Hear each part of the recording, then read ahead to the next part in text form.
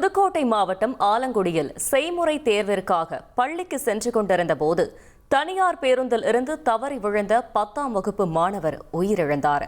தனியார் பேருந்தை போலீஸ் நிலையத்திற்கு எடுத்து சென்று பேருந்து ஓட்டுநரிடம் போலீசார் விசாரணை நடத்தி வருகின்றனர். நடந்தது என்ன என்பதை விளக்குகிறார் செய்தியாளர் துர்கா மகேஸ்வரன். புதுக்கோட்டை மாவட்டம் ஆலங்குடி அருகே பள்ளிக்கு சென்ற 10ஆம் வகுப்பு மாணவன் பள்ளிக்கு பேருந்தில் செல்லும் பொழுது கூட்ட நெரிசலின் காரணமாக படிக்கட்டின் அருகே நின்றதால் தவறி விழுந்து உயிரிழந்த சம்பவம் பெரும் அதிர்ச்சியையும் சோகத்தையும் ஏற்படுத்தியுள்ளது.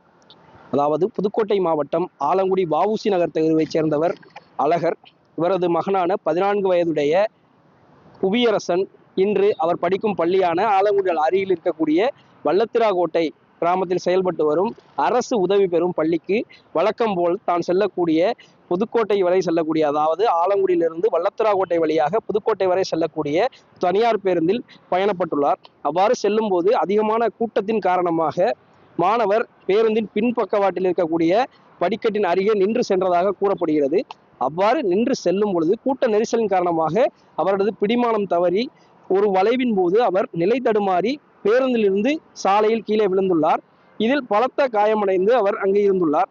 உடனடியாக ஆம்புலன்ஸ் மூலமாக மாணவரை மீட்டு அங்கிருந்தவர்கள் ஆலங்குடி அரசு மருத்துவமனைக்கு கொண்டு வந்துள்ளனர். அங்கு அவரை பரிசோதித்த மருத்துவர்கள் அவர் ஏற்கனவே உயிரிழந்து விட்டதாக தெரிவித்தனர். இதனால் இதை கேட்ட அவரது பெற்றோர்கள் மற்றும் உறவினர்கள் கதறி அழுத சம்பவம் பார்ப்போரை நெஞ்சுருக செய்தது. இதனை அடுத்து இந்த சம்பவத்தின் காரணமாக ஆத்திரமடைந்த மாணவனின் உறவினர்கள் மற்றும் பெற்றோர்கள் ஆலங்குடி காவல் நிலையத்தை முற்றுகையிட்டு தங்களுக்கு நியாயம் வேண்டும் என்று ஒரு வாக்குவாதத்தில் ஈடுபட்டனர். அதாவது அவருடைய கோரிக்கை என்னவென்றால், பேருந்தை இயக்கிய ஓட்டுநர் லைசன்ஸ் இல்லாமல் வாகனத்தை இயக்கியதாக அவர்கள் ஒரு குற்றச்சாட்டை முன்வைத்தனர். இது தொடர்பாக அவர்கள் போலீசாரிடம் பலமுறை முறையிட்ட பொழுது போலீசார் அவர்களுக்கு அவர்களிடம் லைசன்ஸ் உள்ளது எனவும் அந்த லைசன்ஸ் எக்ஸ்பைரி ஆகியுள்ள நிலையில் அதை அவர் புதுப்பிக்க தவறியது மட்டும்தான் அங்கு தவறு, மற்றபடி அவரிடம் லைசன்ஸ் உள்ளது, அதாவது கனரக வாகனங்களை இயக்கக்கூடிய லைசன்ஸ் அவரிடம் உள்ளது என்பதை அவரிடம் விளக்கி கூறினார்கள். இதனை அடுத்து மாணவனின் பெற்றோர் அங்கிருந்து கலந்து சென்றனர். இந்நிலையில் மாணவனின் உடலானது புதுக்கோட்டை அரசு மருத்துவக் கல்லூரி மருத்துவமனைக்கு பிரேத பரிசோதனைக்காக அனுப்பி வைக்கப்பட்டுள்ளது.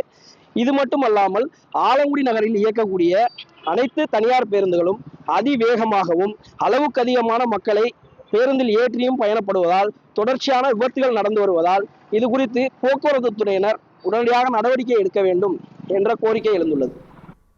தகவல்களுக்கு நன்றி துர்கா மகேஸ்வரன்.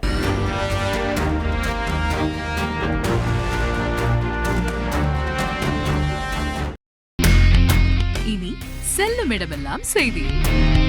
தந்தை டிவியின் வாட்ஸ்அப் சேனலை ஃபாலோ பண்ணினா செல்ல இருக்கும் இடமெல்லாம் செய்தி. இதோ QR கோட் இப்பவே ஸ்கேன் பண்ணுங்க.